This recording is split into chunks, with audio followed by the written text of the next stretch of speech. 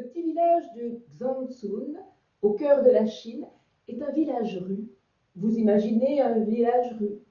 Une ribambelle de petites maisons, des maisons en bois et bambou, aux toits recourbés, recouverts de tuiles rondes et grises, et en face la même petite ribambelle de maisons, toutes semblables les unes aux autres.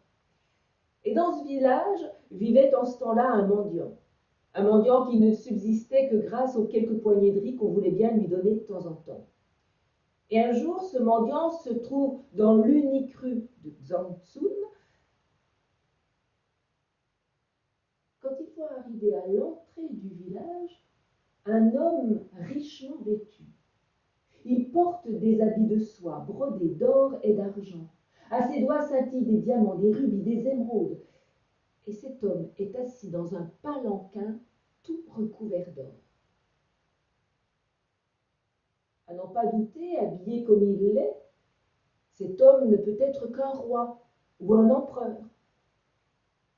Mais cet homme n'est pas l'empereur de Chine, non.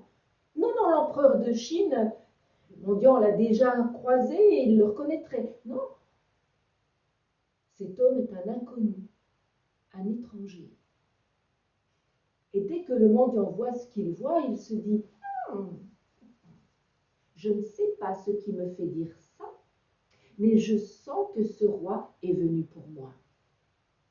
Je vais tout faire pour m'attirer ses faveurs. Il me laissera bien quelques miettes de sa fortune et c'en sera fini de ma vie de pauvre. »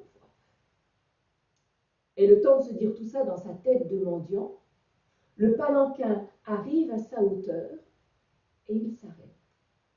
Aussitôt le mendiant se prosterne, il s'agenouille, le nez dans la poussière pendant plusieurs secondes, après quoi il se relève, la tête toujours bien basse, mais la main haute pour recevoir.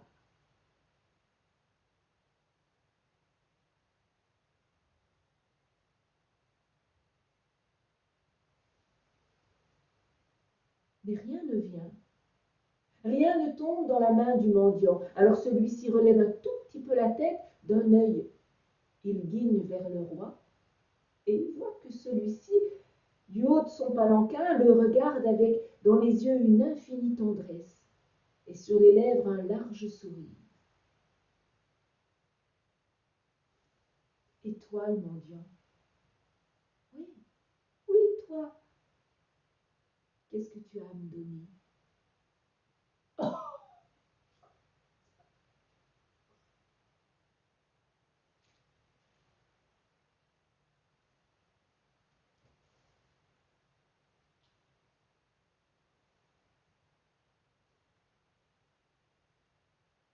Et sous le regard insistant du roi, le mendiant finit par plonger la main dans son sac dans lequel il y avait 3-4 poignées de riz.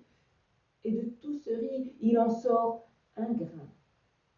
Un seul grain. Un seul et tout petit grain de riz qu'il dépose rapidement dans le creux de la main du roi. Celui-ci aussitôt la referme et les 4 porteurs se remettent en route, emportant avec eux le roi, son palanquin, ses soieries, ses bijoux et tout son or. Le soir venu, comme d'habitude, le mendiant rentre dans sa cahute de bambou.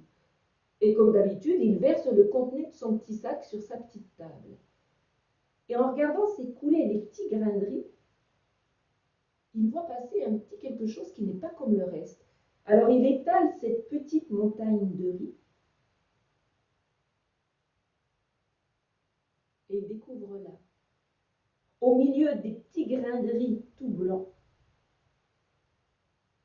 il découvre un grain, un seul grain, un seul et tout petit grain de riz,